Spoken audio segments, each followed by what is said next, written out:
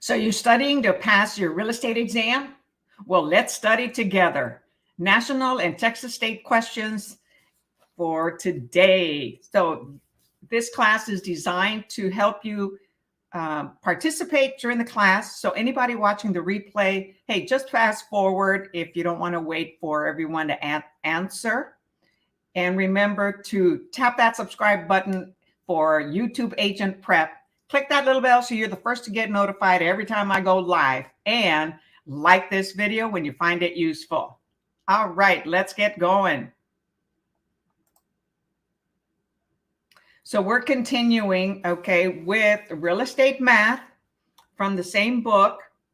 And it's in the link below by the Stephen Metling family. Ryan Metling, Stephen Metling, and two other authors. And then at the end of the class, we're going to do for Texas special topics in Texas. So get ready for math, okay? You love it, you love it, you love it, right? I love math. Repeat after me. I love math, I love math, I love math. And get it. All right, number 46. Alexis is buying Jack's house. The closing date belongs to the seller, okay? Everything's prorated on the closing date to the seller to pay for that day. So the closing date of the sale transaction is September 1st, day 244 of the year. Her loan has a monthly payment of $574.84, with $525 going to interest in the first month. That's a lot of interest. So at the beginning of all loans, when the interest rates are higher, the majority goes to interest and then some to the principal, lowering the balance that is owed. At closing, Alexis must prepay interest for the period of September 2nd through the 30th. So when they close, so the loan will actually start in October, so they prepay interest at closing. Use the 365-day method for prorating. What is her prepaid interest amount? So that becomes some of the buyer's closing costs, the prepaids, and those are a one-time fee. Okay, so transaction closes September 1st.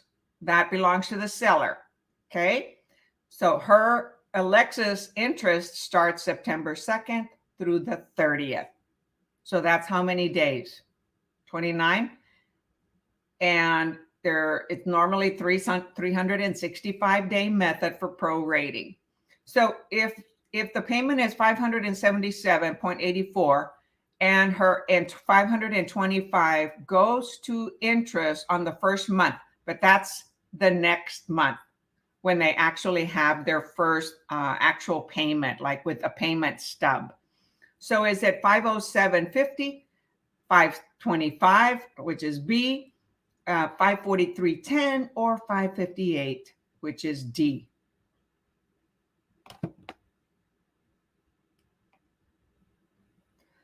Okay, so this is, it says, what is her prepaid interest amount if it's from September 2nd through the 30th, with each month 525 going through a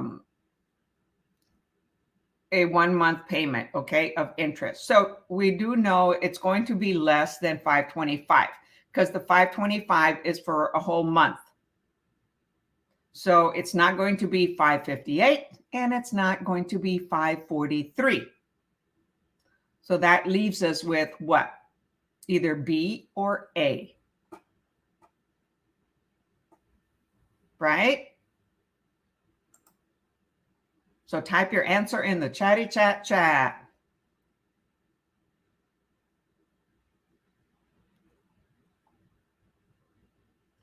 So the answer here, hey, Miss Cindy, welcome, welcome. Welcome back, Carter. No, welcome back, Cindy. So yes, the answer is A, right? It has to be less than 525 because that is the actual interest in the first month, which will be in October. And sometimes the lender, yes, so since it closes September 1st, the loan actual payment actually starts 30 to 45 days later. and they pay the prepaid from September 2nd to the 30th, which is 29 days, right? And the answer is 507. You really don't have to calculate this one. You can just look at the numbers, and it has to be less than 525. So the only answer there is A, 507.50. Even though the answer calculates it, so they calculate it by saying $525 divided by 30 days, because that's how many days in September, or it's $17.50 per day, and you multiply that by 29. However, you can just look at the answers and select the right one. Don't have to calculate it. So that's probably what Miss Cindy did there. She answered really quick.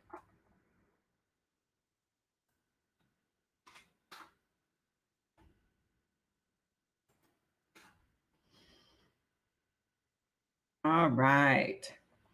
And if anybody is watching on Facebook, remember to go to StreamYard.com/Facebook and give StreamYard permission to post your Facebook name on here.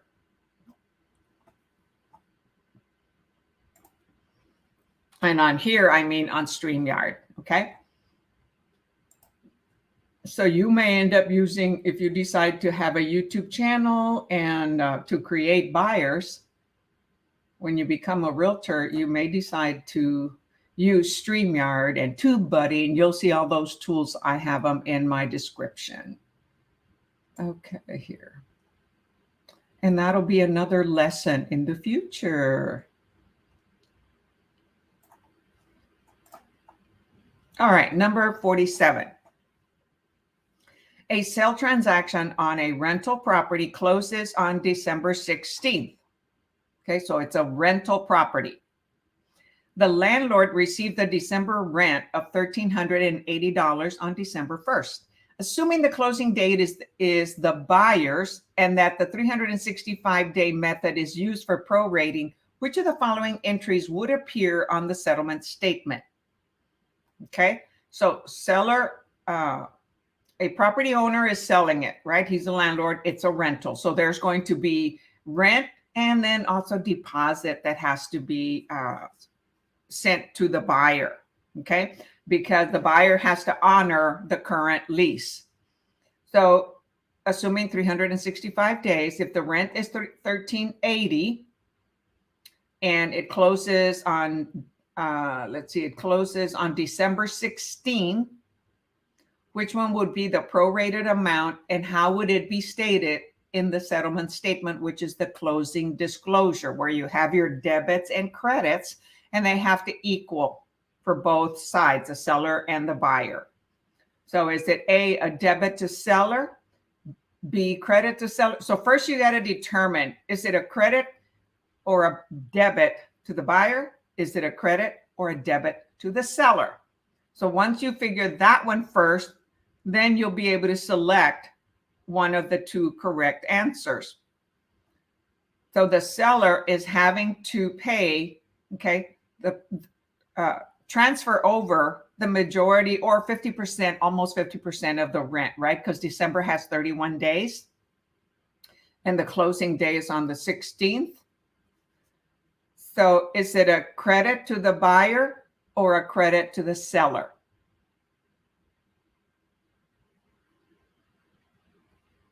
So it's going to be a credit to the buyer, right? The buyer is getting that money. The seller is being charged that money. So which answers have credit to the buyer? Only one.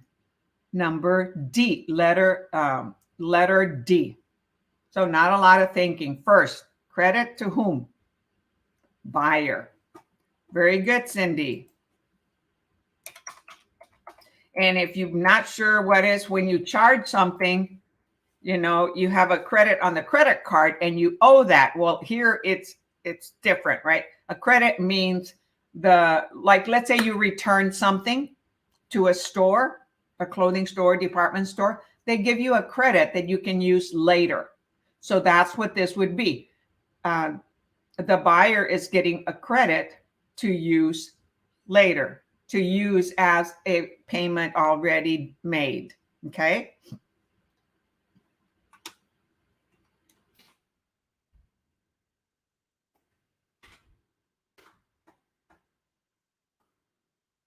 And thank you for adjusting your time for today to start the class.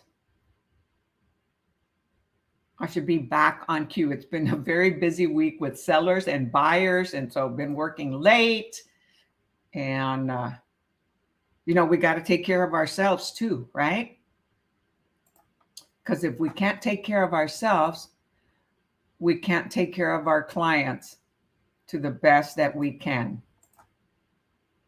We have to be able to be the best of us for them, because they are the ones that we are working for, a buyer or a seller. Even though the majority of the time, the seller is the one that pays the listing amount, which then the listing agent shares their commission with us or the listing broker. Sometimes the buyer will pay us a commission, but it's predominantly coming from the seller. All right, number 48. A home sells. So who's in here? Say hi. I see a whole bunch of you on here. So say good morning so I can see your names and greet you by your names. Okay, so a home sells for $322,600 in Prim County. Here, transfer taxes are set at $1 per 500 of the sales price. Okay, important. Transfer taxes, $1 per, hey, Lisbeth, good morning. $1 per 500 of the sales price. Title insurance runs $450. So title insurance is what does the research on the history of the owner that has that property, right? To make sure there aren't any liens and it's free and clear. It's free of encumbrances to convey. So title insurance runs $450 and the attorney cost is $550. The agent's commission is 7%. 7% of the purchase price, and the mortgage balance is $210. Annual real estate taxes are estimated to be $4,000, half of which will be charged to the seller. If the seller pays all of these expenses, what will she net? What will the seller net at closing? Okay, so we want to know how much is the seller walking away with after paying commission, title insurance, any other closing costs, property taxes, because everything is prorated. What is she taking? What is that seller taking home with them after all the expenses, if there's a loan to be paid and such? So if the seller pays all of these expenses, what will be the net? When the price is $322,600, they have a mortgage of $210,000. So obviously we've got to subtract those, right? And that leaves us with what? $112,600. So that starts reducing it.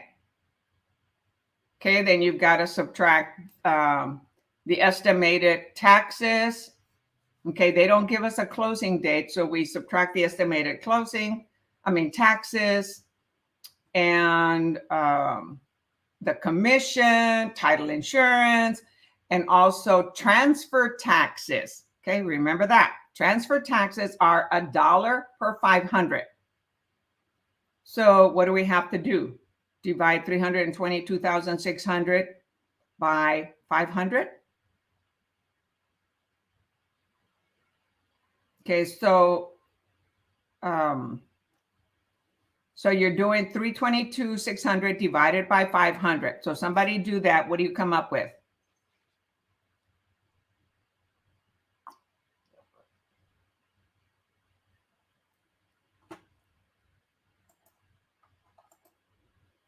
So it's actually I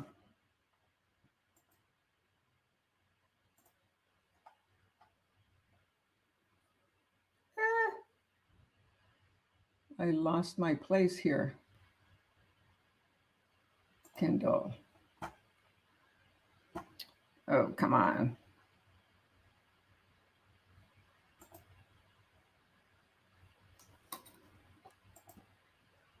All right.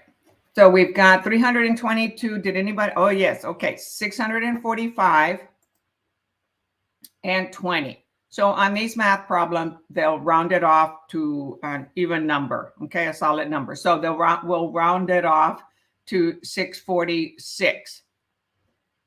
And they rounded it up because you've got 645.20, which normally it would be 645, okay, not 646. When it's over 50%, if it was 50 cents. So anyway, the book rounded it up to 646, okay? So we know that 646, oh, I like the thicker one. So rounded off to $646, okay? So then that we multiply by $1 because it says $1 per 500 of the sales price. And so we calculated that from the 322, 600, we had to divide that by 500, right? And we crossed out the dollar sign. So this is not a dollar sign here. So it's 646 units. Okay. Okay. So it's $1 times what? 646. Right. So 646 times $1, because it says $1 per every 500, and we have 646 500s. Okay, so we come up with 646. Okay, all right. So then you have that's the transfer tax cost. So the next figure is the commission. So we have the commission of 600. This is money. And what is the commission? The commission is 7%. So what is that? So 7 times 3 is 21. So it comes out to 22,582. So that is the commission. Okay. Yes, very good. 22,582. Okay, so, and then we have next, the seller's real estate tax proration charge will be 2,000. Okay, so, and that's what it says, because the taxes it says annual real estate taxes are estimated to be 4,000. Half of will be charged to the seller. So the seller is having to pay 2,000, right? So we have so far 22,582. Okay. And so we've got the $646 plus 2,000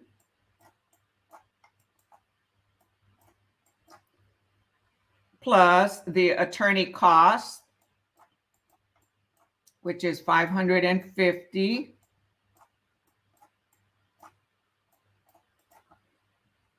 plus the title insurance. Okay, what is the title insurance? 450 for the title insurance. 450, right? Okay, and these are all money. Okay, and then plus 22,582 commission. That's an 8 there. Plus the big one, which is the loan, 210,000. So we add all those up and we're subtracting that.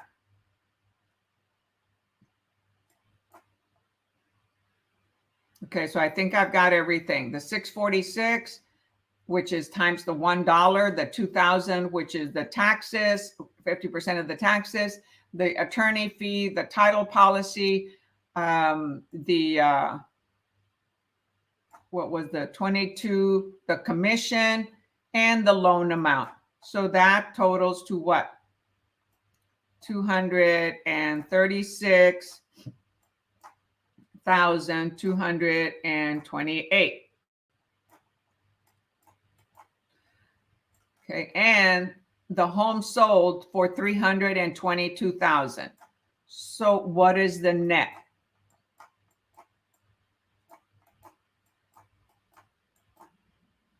So it's going to be A, B, C, or D. So you've got a loan, you've got a purchase price of 322.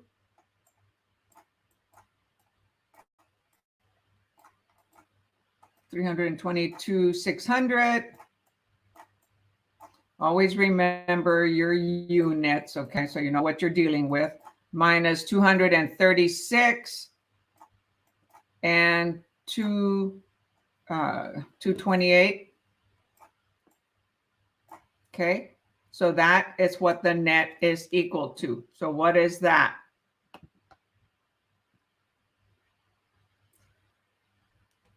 So which one? So you can look at one answer will give you right away. So you don't have to subtract the whole thing. So 0 minus 8 gives us what? 2. Okay, so there's two answers that give us a 2. And then 6 from 2 is 6, but you had to loan to that one. So I'm sorry, 6 from, so 6, this number subtracted from this, okay, gives us a 6. So the answer is D. So right away we eliminate A and B, and we say 8 from 0 is 2, and then 6 from 12 is 6, so it's D.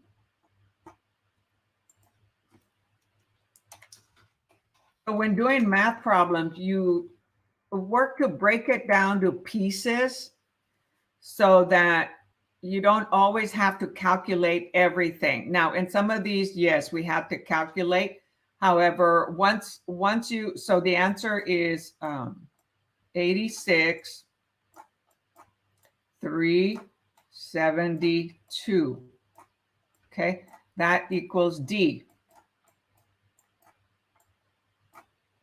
So with math problems, you want to break them down till you get to the root of what the question is asking for. And at times you can visually calculate it instead of thinking too much about it, okay? So we already had a big number, 210,000, okay, was the loan. And when you calculate 7% interest, so 7 times 322, so it's going to be, you know, probably 22,000. Okay, so right there, 22,000 and change plus 210, right? That's going to give us 332, right? I mean, 232. So that starts to break it down to see which answers are going to be correct. So with that, it's a, okay, it could be A or B, or it could be A or C. But then you have another 4,000, you have another 5,000. So you start saying, oh, okay, well, it's going to end up not going to be B, and it's going to end up being C or D. I mean, A and D are pretty close. Okay, so you do have to do a little bit more calculation, okay?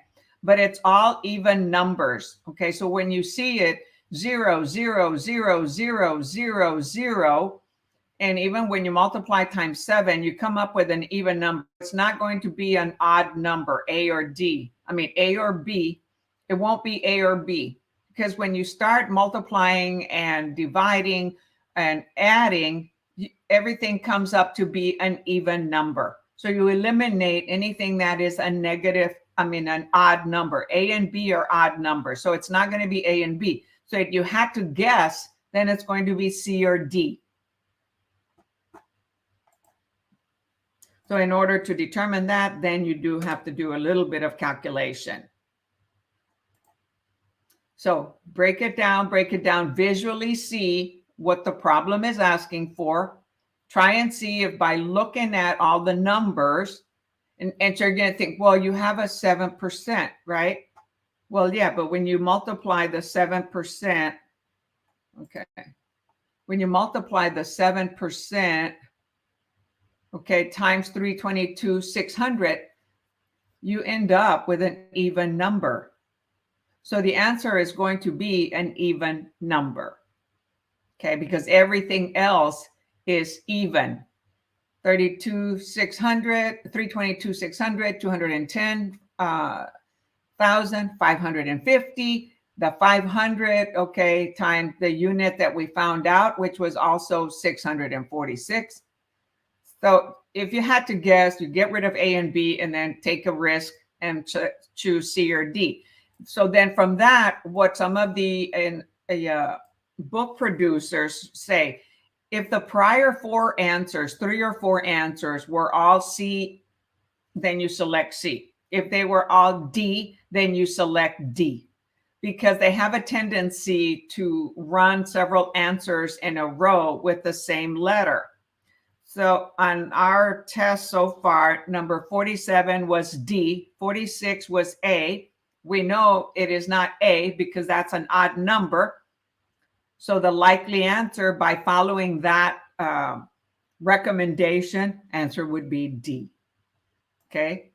So people that are excellent at taking multiple choice questions, this is how they start to break it down to make multiple choice easier. Because I tell you what, I used to be afraid. I didn't know how to take multiple choice. I didn't know about these things.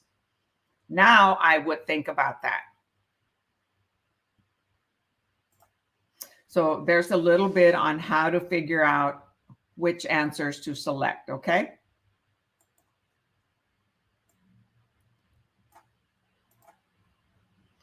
First, it's reading and understanding the problem that they're providing. And it's not a calculation, right? It's a question problem. Okay, it's a word problem, which many times are more challenging. All right, number 49. A farmer wants to net at least $5,000 per acre on the sale of his 300-acre property. If they allow for a 10% commission and closing costs, and to allow for negotiating room, he wants to get 95% of the list price as the selling price. What should the list price be per acre? So they're not asking for the total list price. They're asking for the list price per acre. And he wants to net 5,000 per acre. Okay, so out of all the answers, okay, we also see that C is less than 5,000 per acre. So it's going to be A, B, or D. Okay, and if you wanted to guess by the scenario of D, which 2 answers prior to us are D, then we could guess D. And you would guess correct. Okay, and that's what you would guess. That's how you would guess for that one. Yet to calculate it, so the taking price, 5,000 per acre, and he's got 300 acres.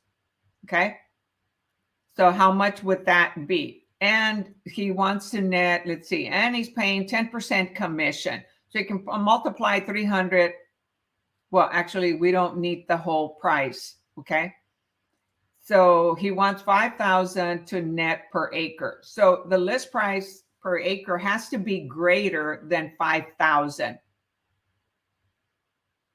All right. So you've got in this one, you would calculate the net price is 90%, because he allows 10% commission and closing costs.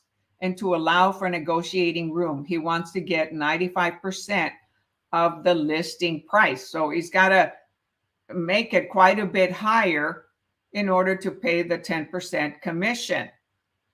Okay, so let me get the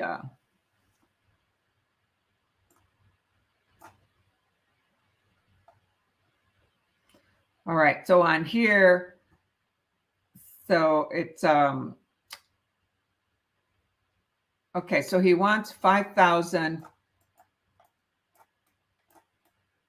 per acre that he wants to net. Okay, that wants to net that, but he's got to pay 10% commission. All right, and then he's got 300 acres.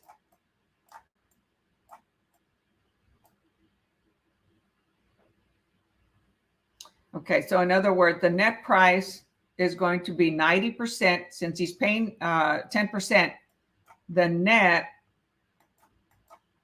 is going to be 90%. Okay, because he's paying 10% commission. So the total price equals net. So total price equals the net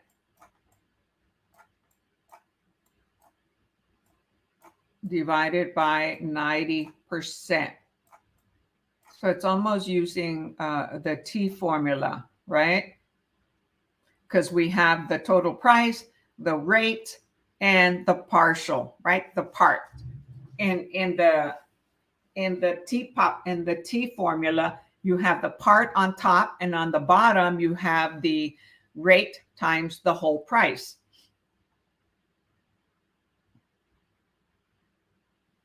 So the taking price here, so the taking price is TP times 90%. Okay. And that equals what? So we have 5,000. I'm sorry, not times, divided.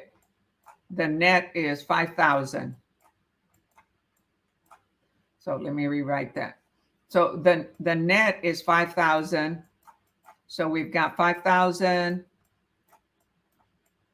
divided by 90%. It says, Lillie, follow the formula. Net divided by 90%. What does that get us? It's going to be a number greater than 5,000, right? Because if we divide it by 1, it would be 5,000. But we're dividing by 9. So that gives us what? 5,556. So that would be the net there. So apply the same logic to deriving the asking price. The taking price is 95. Okay. So the taking price equals 95. He wants to net 95%.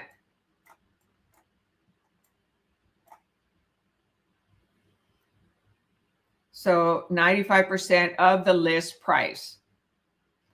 So we have, hold on. So let's see here. He wants to get 95% of the list price as the of the listing price as the selling price. What should his listing price be per acre?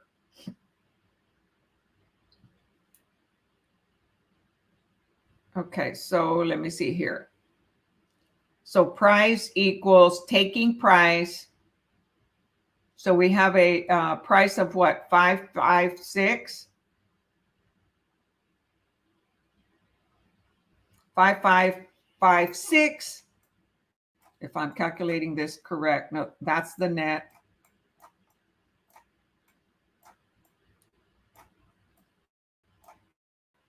Crazy 5. 5556. Okay.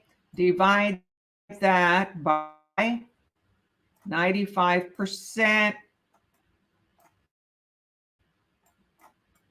And that gives us what? $5,848 per acre. Okay, so that's what that would be there. Okay, so the answer is D. So does it go along also with the series of, if you don't know the answer, look at what the prior answers on your test are. 2 of them were D. Then we can select D, and it happens to be the right answer.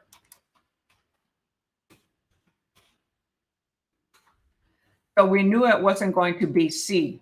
Okay, so it was either going to be A, B, or D.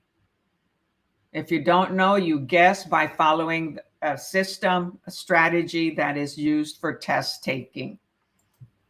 And yes, that is correct, Cindy. So they rounded it off to 5556.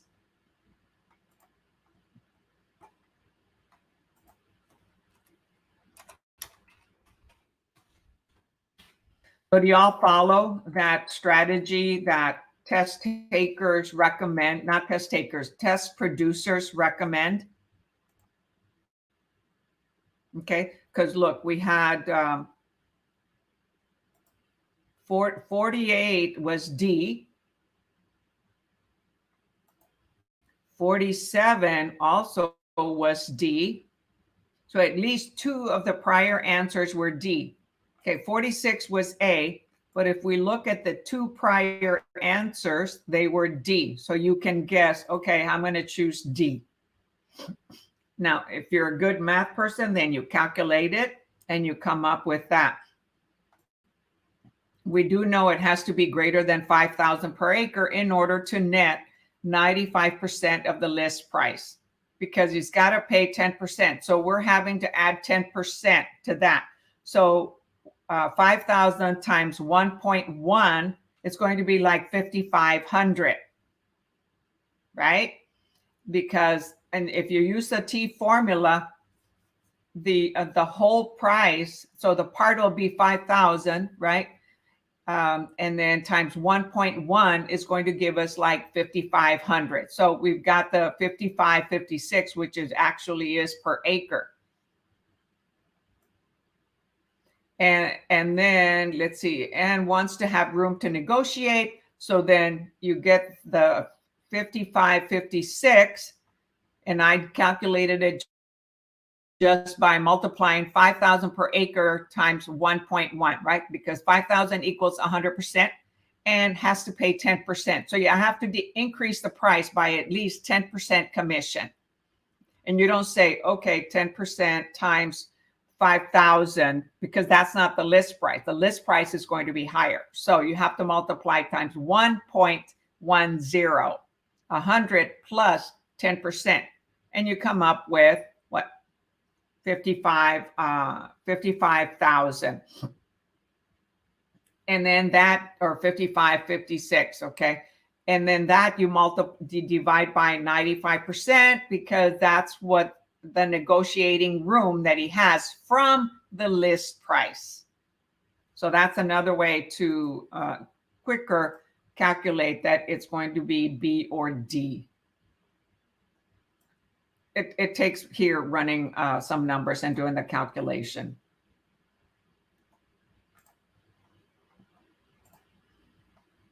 But for those of you that are not comfortable with math and don't know math, okay, look at what your prior answers are. Or maybe skip that one and see if the answer after it is also similar to 2 or 3 prior answers, and then guess and select that one. You'll have a better chance of getting it right.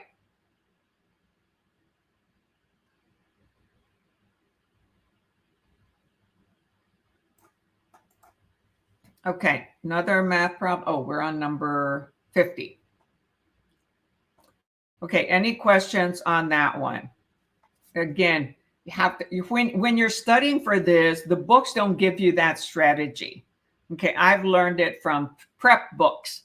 When you read the summaries or the preparation within the prep books that you purchase, then they explain some of that in the prep book, the test strategy.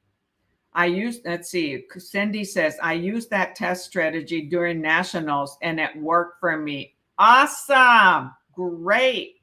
Love it. So it's a test strategy. So don't fear the math.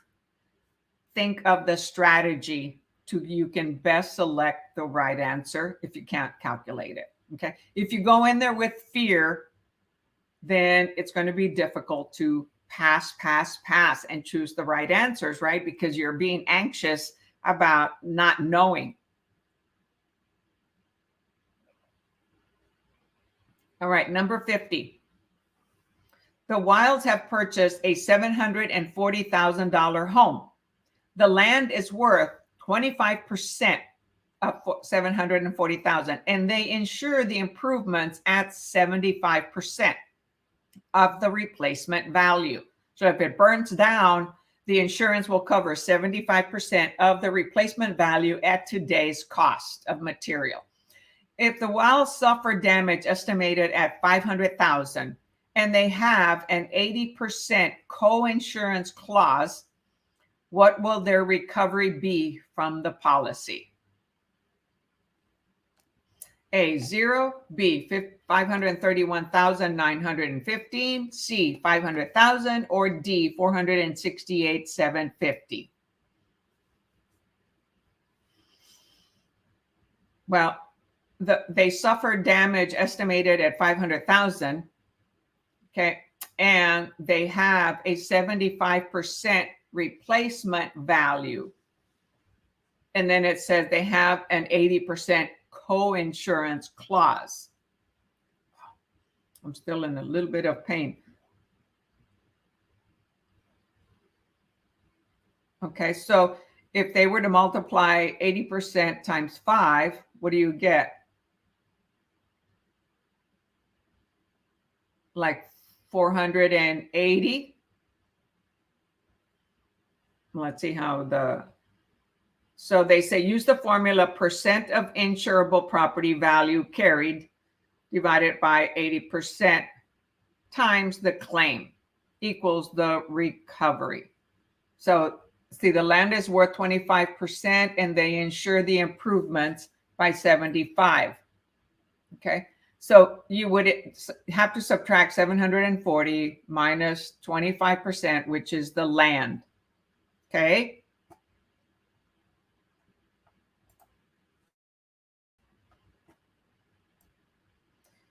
And again, if you don't know it, then guess. And which letter, if you were guessing, which letter would you guess?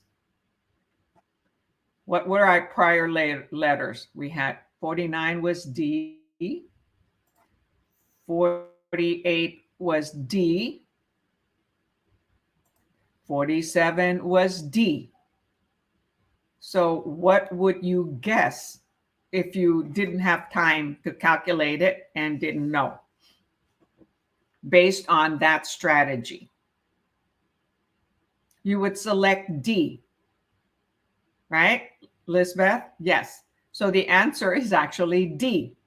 Okay. However, we would be guessing yet on the strategy. So the answer would be D. Okay. Now to calculate it, okay, you've got,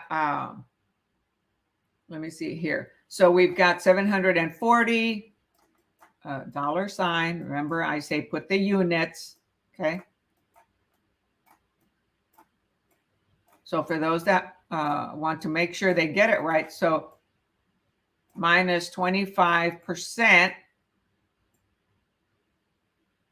Okay, because the land is worth 25%. So we're not going to get a replacement value on the land. We're only getting a replacement value on the improvements. So 25%, okay, of 740, and you subtract it, that gives us 555. Okay, 555,000, because 25% of 740 gives us 555K.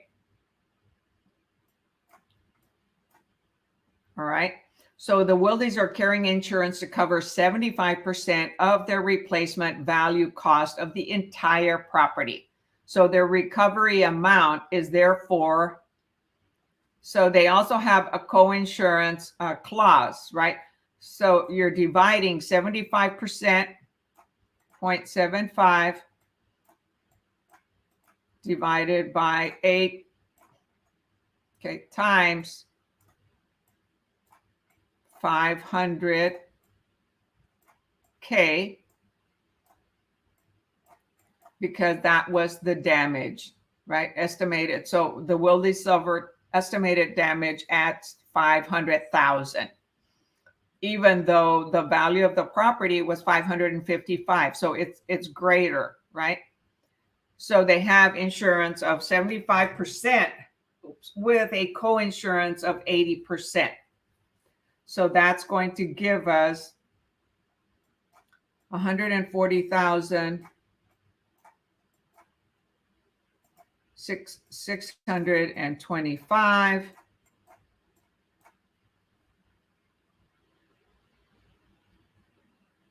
Okay, so oops, hold on. I'm sorry, I'm looking at the wrong thing here. So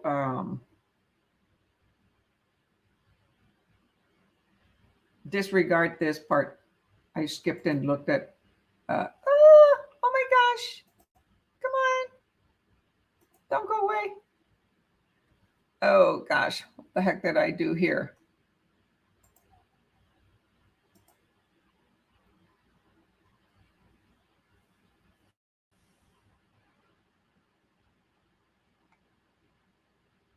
Oh, I lost my whiteboard.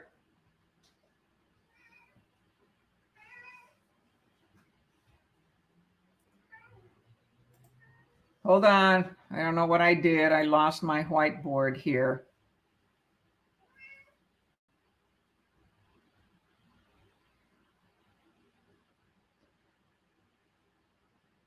Okay, so I was at, come on, right.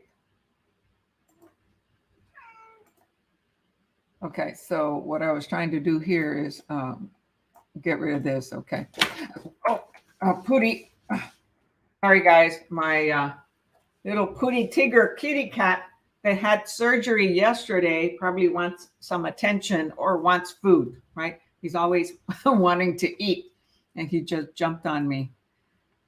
Okay, so when you multiply that out, we're going to come out. So it's 75 times 500,000, 0.75, then divided by 80, okay, times 0.8. So that equals 468, 750.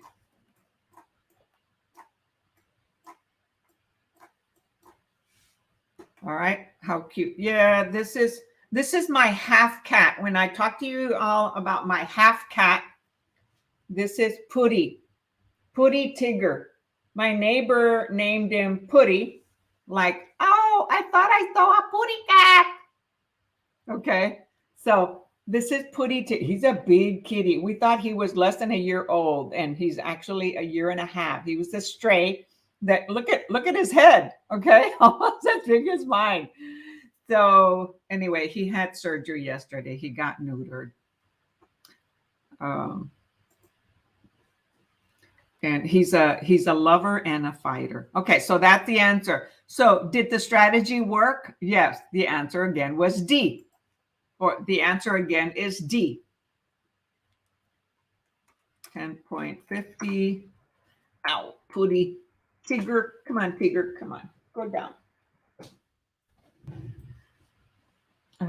Where am I?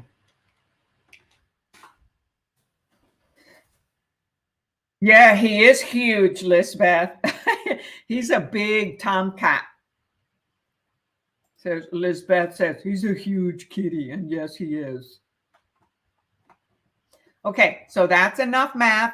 However, don't fear it. Learn the strategies and use that. So we just showed that according to Cindy, all right, Cindy also used that strategy of using what the prior answers were to select one of the, to select the current answer if you have no idea. Okay, so the answer is 1049D, 1050D, 468,750. So we know it had to be less than, 500,000, okay, because they're allowing 75% of replacement value at a coinsurance of 80% clause. So their recovery is less than 500,000. So A would not be right. B is greater than 500,000. So the insurance is not going to be paying more than the damage, right? So it's not A or B. So then it's C or D. So if the damage was 500,000 and the insurance is only it has insurance of 75% replacement. So that narrows down to D, right? So you don't even have to calculate it. So that's another way. Visualize, what are they asking for? Damage is 500,000, so they're going to pay less. So you didn't even have to calculate 25% of 740, 75%. You can come down and how do you get it? By process of elimination, select D.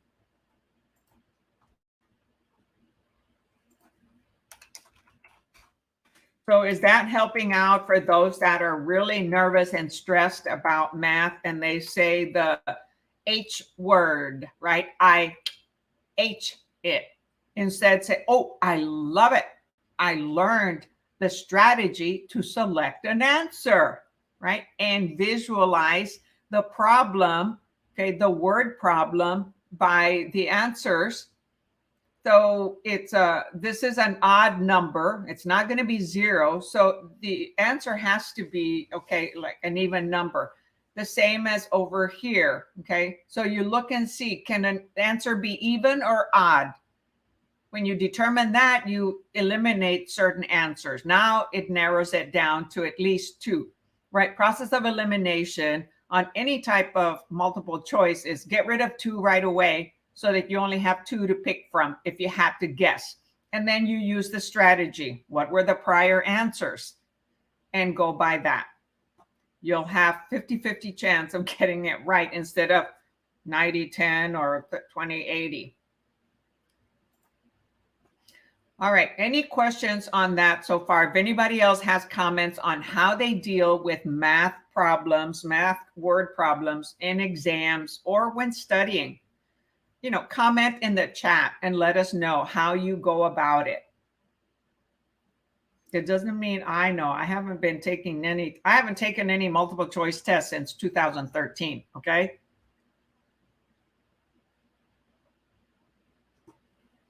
All right, if no questions, we're moving on to Texas State.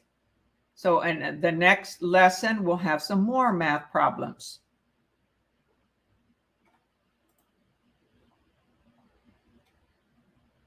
So if anybody just came on, we were just doing national math, national questions, and they had to deal with math, which is for, all states. Math is math.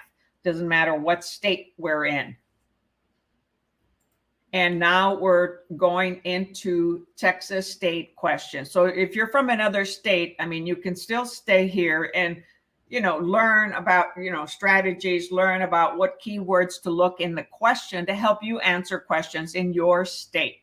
Just don't follow the actual information. But some state questions are similar in different states. When it comes to law, okay, may be different.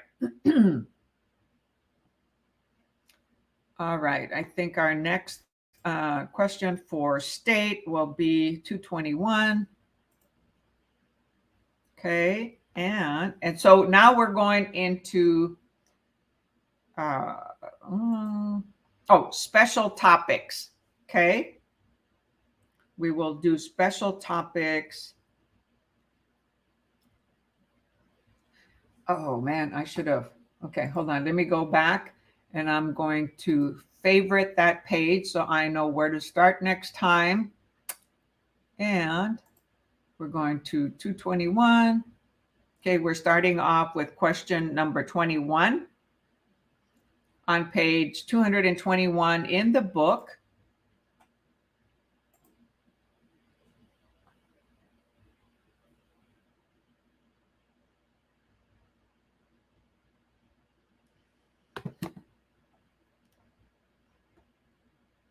Okay.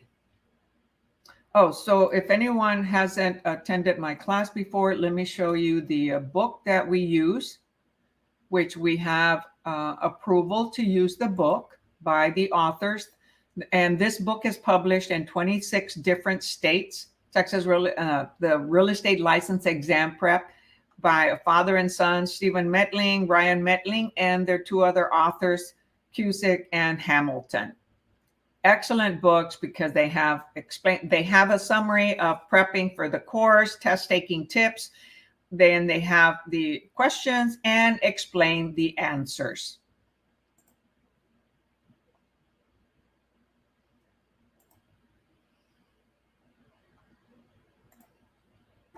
And if you're interested in purchasing the book, there's a link down in the description to go to Amazon and purchase the book. Should you purchase the book, I disclose that Amazon will pay me a small fee for purchasing using my link. Doesn't cost you any more. So that is just a way to contribute to me by using my link to purchase on Amazon. Anything you buy within 24 hours from clicking that link, I will be rewarded by Amazon. So if you ever want to buy something, go back to one of my videos, use one of my links and buy something. You'll really help me out that way. We all are looking for multiple streams of income, and that is one by being an affiliate with different organizations. All right, Texas state questions. So you'll be learning about that. If you're not doing it yet, you can now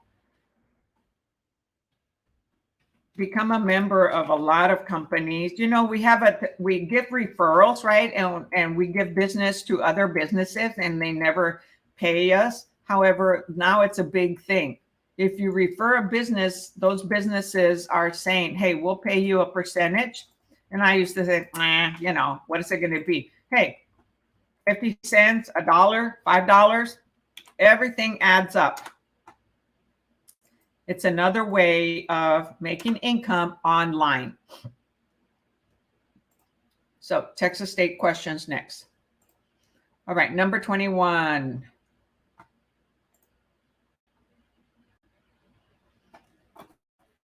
Special topics, all right? Okay, according to Texas Property Code, recording real property conveyances, so when you're transferring the property, okay, you're recording, has which of the following legal effects? A, it finalizes the conveyancing process, i.e. recording triggers passage of title. B, it causes the transaction to be legally binding on the principal. C, it prevents a transaction from being void with respect to creditors and subsequent buyers. Or D, it enables the buyer to remove all liens on the property. And type your answer in the chatty chat.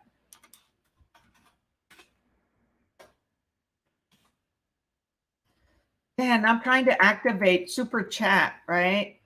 Since now my channel is monetized. And you know, when you attend certain channels at certain times, you can contribute money or you get your name really labeled out. It's called super chat or super stickers. I haven't figured out how to get it to be active. Unless you all can see that at your end. And you can click, you know, a super chat, and that allows individuals to support my channel, support me by contributing money. Okay, and if there's a whole bunch of you on YouTube, remember to go down and click the thumbs up. All right, there's several of you on YouTube, and I only have one thumbs up. Okay, so go click that thumbs up. Send me some love. So the answer here is, okay, recording real property conveyances has which of the following legal effects? So it finalizes the conveyance process? No. The final conveyance process is when the seller signs the warranty deed, okay, and all the documents at closing. That creates the conveyance, and then it's recorded. Okay, so it is not A. B, it causes the transaction to be legally binding on the principals. No, that was legally binding at the closing. C, it prevents a transaction from being void with respect to creditors and subsequent buyers. And reason for that is if it's a homestead, okay, when it's recorded, then creditors can't go and put a lien on your property. So it prevents the property from being void, or from from the seller, okay, selling it to somebody else, and somebody goes and records it. So whoever ends up recording it at the courthouse, at the county courthouse, that's who it's going to show the real legal owner, even though at closing the seller sold it to one buyer. But what if they sold it to multiple buyers, which that has happened, okay? So always make sure to advise clients that, and the title companies do that, okay? The escrow officer says, okay, we're sending this to the courthouse to get recorded. However, always verify on your own to make sure that it happened. Why? Because we are humans, and there's humans that work at the county courthouse, and something in transition could fail. There could be an error made and not recorded properly. So it is our responsibility to make sure that it gets done correctly. So I advise my clients, and so does the title company, make sure to check with the with the county courthouse that it's recorded. So the answer is C. It prevents a transaction from being void with respect to creditors and subsequent buyers.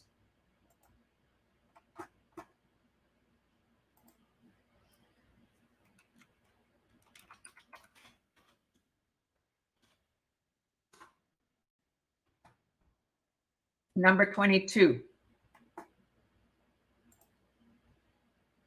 All right. An essential distinction between actionable fraud and intentional misrepresentation is that A, fraud requires two or more parties to commit the law violation. B, misrepresentation implies that the misrepresented party did not realize the statement was untrue. C, misrepresentation requires that the client relied upon the misstatement made. Or D, actionable fraud must have resulted in damage to the defaulted party. So actionable means there was an action taken that had a major impact on someone. Intentional misrepresentation, the realtor or whoever intended to misrepresent something. However, it doesn't mean that there was any damages until there was an action taken. So the answer here is D. Actionable fraud must have resulted in damage to the defaulted party.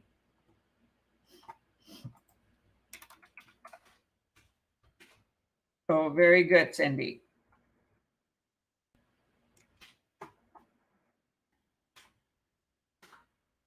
By the way, one of my students that passed 2 or 3 weeks ago, just a note, okay? I've known him for over 4 years. They were my clients. And it took him 4 years to get it all done because, family, health issues, jobs, children, and had to retake 1 or 2 of the courses, but kept pursuing, persistent, did it. He passed, and he joined EXP last week or this week. So that was awesome. Took him 4 years, but persisted and did it because he really wanted it. So now he works part-time and has started the being a realtor and going through the orientation process.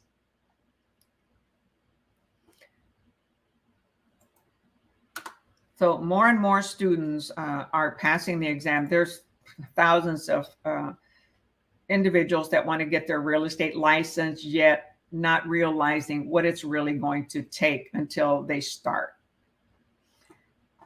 So you want to research and then be persistent. Once you get started, don't give up so quickly. Give yourself, 2 to 5 years. 1 year is not enough. Some may determine that, okay, after 1 year, they don't want to do it. Well, gosh, you already studied and paid all this. Okay. Give it, at least a couple of years. Number 23, which of the following is an accurate requirement for making a valid will in Texas? Okay, not sure I showed the answer for 22.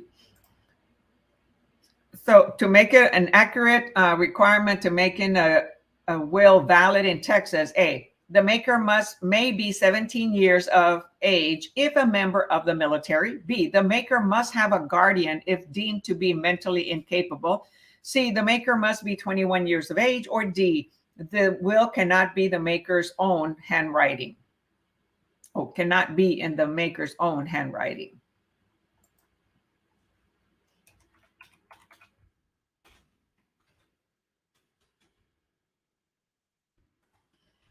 All right, so far we have A. Anyone else? There's a few of you on here. Come on. Don't be shy. Be brave. Take a risk.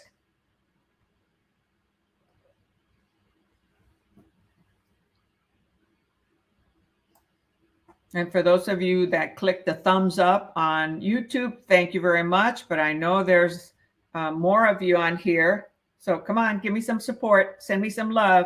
Yes, the answer is A. Awesome, Lisbeth and Cindy. So the maker may be 17 years old if a member of the military. 21 years old is for drinking, right?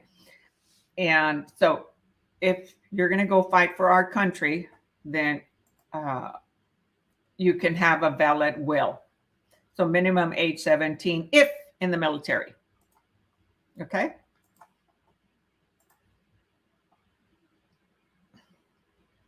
And it can also be in handwriting. Okay.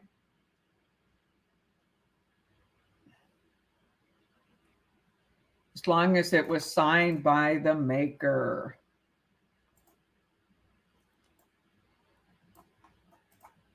And dated.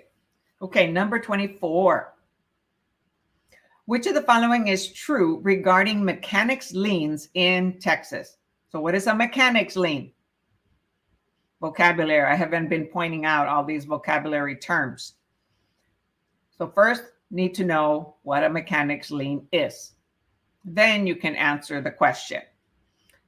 So mechanics lien is either what? A, mechanics liens cannot be filed until there is a delinquency in paying the contractors. B, there is a specific 75-day time limit for recording the lien. C, the lien only attaches to the specific portion of the building that was built or repaired. D, mechanics liens are classified as involuntary in Texas.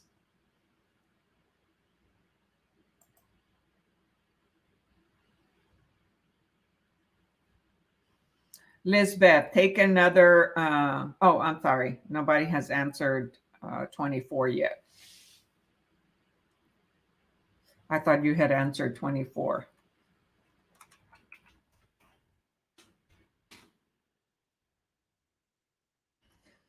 So what is it? The correct answer? And is it only on a portion of the property? Well, no. It's an owner or somebody hiring someone to do some contracting work or subcontracting work, and they need to be protected in case the seller doesn't pay.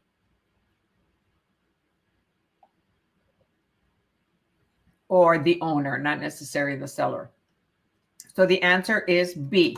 There is a 75-day limit, okay? Statute of limitation for recording a lien. So the mechanics lien is for a fee that the owner or seller or contractor did not pay the subcontractor. And so then they go and file that lien at the courthouse. Now, prior to that, they inform the owner, whoever's hiring them, that should I not get paid, I will be filing a mechanics lien that'll be attached to your property. So make sure they own the property, because if they don't own the property, how are you going to collect? Now you're going to charge somebody else that owns the house. Well, they were responsible to having somebody else manage it, and that person managing it didn't pay you, right? So who is in default? The owner, even though they thought they were getting paid.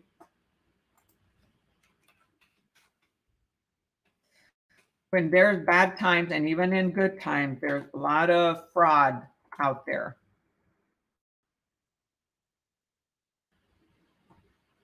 No, mechanics liens, Lisbeth, are classified as voluntary because the person that hired a contractor or subcontractor, that was a voluntary hiring of them to do some work for them. So it is voluntary.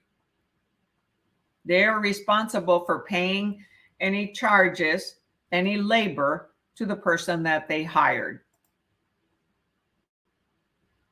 So that's why it is C. There's a 75-day statute of limitation for the subcontractor, contractor to file that lien. All right, number 25.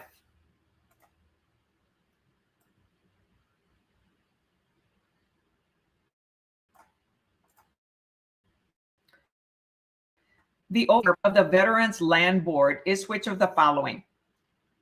So not the Veteran Administration, but the Veterans Land Board. A, to administer programs designed to assist vets in acquiring their principal residence. B, to partner with Veterans Administration in underwriting low-income housing for veterans. C, to create a forum for appealing rejected loan applications submitted to lenders by veterans. Or D, to assist veteran homeowners in adjudicating foreclosure suits brought by creditors. Type your answer in the chat, A, B, C, or D. And thank you for typing the question number and the letter answer.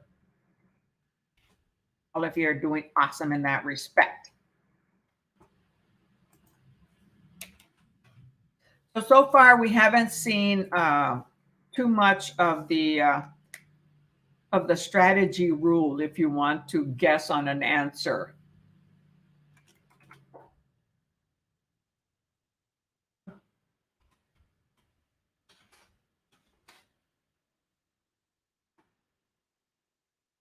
Okay, give you another moment.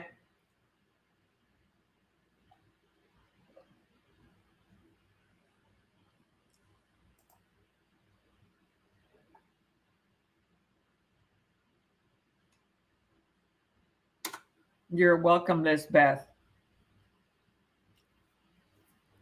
So the answer, oh, I didn't give you a chance to answer. The answer is A, to administer programs designed to assist vets in acquiring their principal residence. That's the Veterans Land Board. So it can be a residence or it can be land.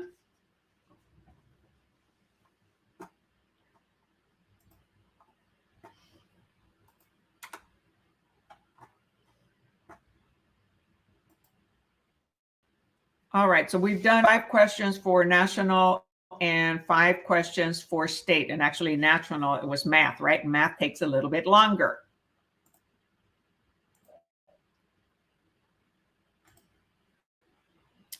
So how's everybody doing on their studying? So I'm not sure. Okay, they're still, well, actually, you know what? Let's do, I think, 2 more questions and this test ends. Yeah, would you mind doing a little more? Yeah, no, I don't mind. Thanks for asking. And so I already decided that too. All righto. So number 26. So we're almost done with this test. And pretty soon we'll be starting, and hopefully there'll be a new book, okay, that I can use by this author. So, you know, they publish so many books that, and it's a small team. It's a small family-owned business. Awesome people. I contacted other authors and don't get replies. So that's unfortunate. Come on, number 26. There we go. Yes, so 25 was A. Good going, Lisbeth and Cindy, for participating. For those of you who just came on, okay, there's about 3 more that came on. We are doing Texas state questions that have to do with special topics. And if this is your first time to my channel, YouTube Agent Prep, please tap that subscribe button, click the little bell so you're the first to get notified every time I upload a new video or go live, and tap the thumbs up to like this video should you find it useful. All right, number 26. Jane would like to purchase property in the Silver Leaf subdivision, which is managed by Homeowners Association, requiring all owners to be members. So an HOA, homeowners association. Which of the following is true? A, if Jane is not informed of the HOA prior to closing, Jane can cancel the sales contract. B, the seller must disclose the HOA requirements prior to taking possession. C, the seller must give written notice of the membership requirement to Jane no more than 7 days after signing the sales contract. Or D, it enables the buyer to remove all liens on the property.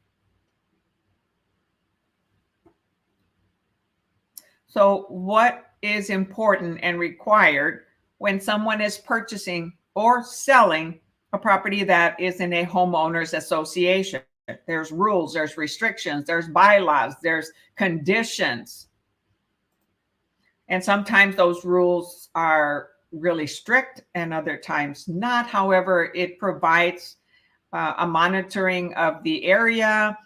It provides staying within the aesthetics of all the homes and consistency and maintenance. So there are fees that are paid monthly, quarterly, or yearly in order to maintain a subdivision, you know, the roads, the gates, if there are gates and such. All right, so I have two A's, A, and yes, the answer is A. If Jane is not informed of the HOA prior to closing, Jane can cancel the sales contract and get the earnest money back. Not the option fee. However, yes, on the earnest money. Both seller and buyer, though, have to sign the release of earnest money.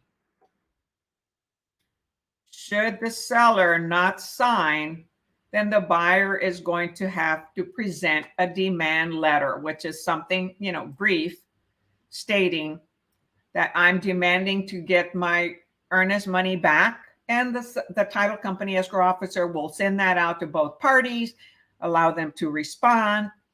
And if the seller doesn't respond, then it automatically will go to the buyer. So yes, the answer was A, or is A. All right. Number 27. Which of the following is a true statement regarding equitable interest? Okay, vocabulary, equitable interest. A, following the execution of a sales contract and prior to closing, sellers have an equitable title interest in title. So it's what kind of interest do you have in the real estate? B, Texas is referred to as the lien theory state. C, Texas mortgages hold equitable title to the collateralized property. D, Texas mortgagors hold equitable title in the collateral property. So equitable interest. So what type of a state are we in Texas? We use a deed of trust, right? So that means there's three members: the trustor, the trustee, and the beneficiary.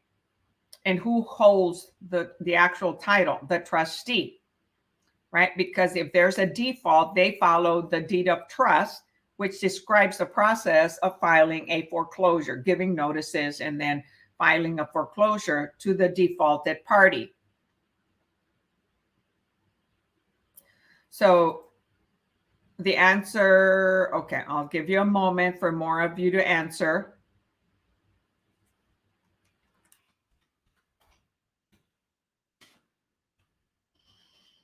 So definitions, okay, lien theory state, equitable title, collateralized, execution. Okay, what are all those? Title, these are all vocabularies. So when you know these terms, execution of contract, what is execution or executed? Equitable, you know, interest, title, theory state, lien theory state, or title theory state, mortgagees, mortgagors, collateralized, all of those are vocabulary. Property, right? So see how many vocabulary words in just this one question? So the answer is D. Texas mortgagors, that's the lender, right? Hold Texas mortgagors, sorry, that's the borrower. The mortgagee is the lender. Hold equitable title in the collateralized property. So the collateralized property is the property that they purchased, that they own. And Texas is a equitable, it's a title theory state. Okay, meaning we have a title, equitable title that the mortgagor holds. The trustee holds the actual title, okay, with the deed of trust. Once the loan is paid off, then the actual title, goes to the borrower, and there's a release of liens when the whole loan is paid off or the property is sold. So there's lien theory states and title theory states. Okay, and Texas is a title theory state.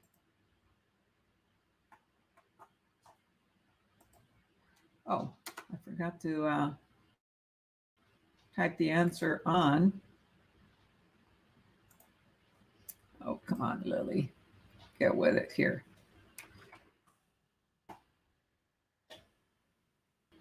So on this Texas state portion, you couldn't follow the testing strategy of the multiple choice. There weren't many that were consistently the same answer. On this, you had to understand the material better in order to choose the correct answer.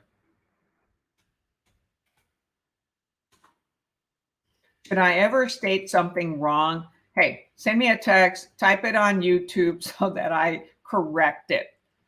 No, I do have a tendency to make mistakes sometimes, and I appreciate anyone who brings it to my attention so that I can make a correction. Okay, because sometimes my mind's going one way and my actual doing is going another way, or I translate the question incorrectly. All right, so that's it for Texas state questions for now. This is actual Texas practice exam that has national and Texas state questions in it. So any questions? Who is taking their test? I think, Cindy, you said maybe in January. How about you, Lisbeth?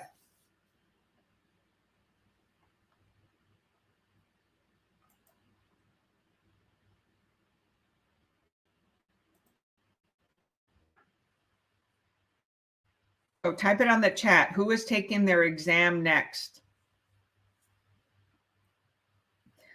Let's see. I had at least 4 or 5 students that passed in November. I haven't had, well, I think I got notified yesterday. Somebody passed.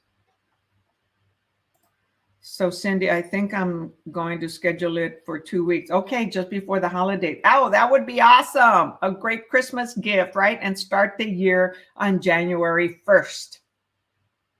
That would be great to start your year in real estate on January 1st of 2023.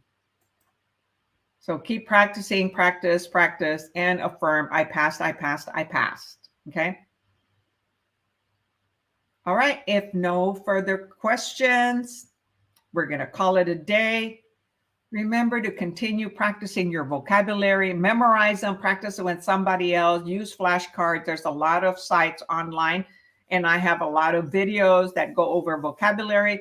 I have tons and tons and tons of videos that go over questions and answers. And I had a student that just passed, and he said to review the TREC questions on the TREC website, to review the TREC questions, I think on brokers and lessees. He typed it on one of the videos. So TREC also has a lot of questions and answers on the TREC website. And this student also studied those questions, and it helped them a lot. So that's another option, and those are free questions, okay?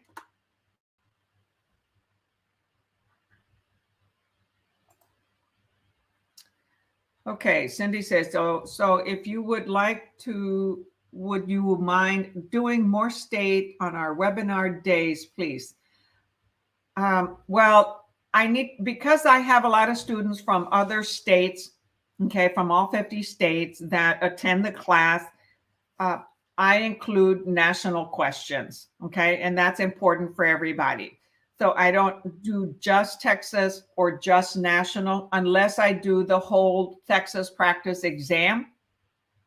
Then that one has the questions as if you were taking an actual exam. All right. So I don't want to isolate the individuals that are in other states and not do enough national questions. However, I can do a few more Texas state questions at the end. So that's why I start with national, is to accommodate students that are here from other states.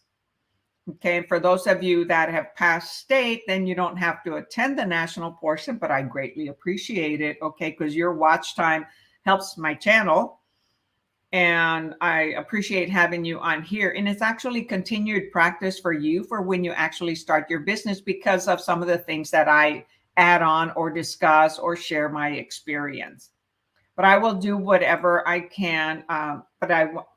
My goal is not to do just Texas.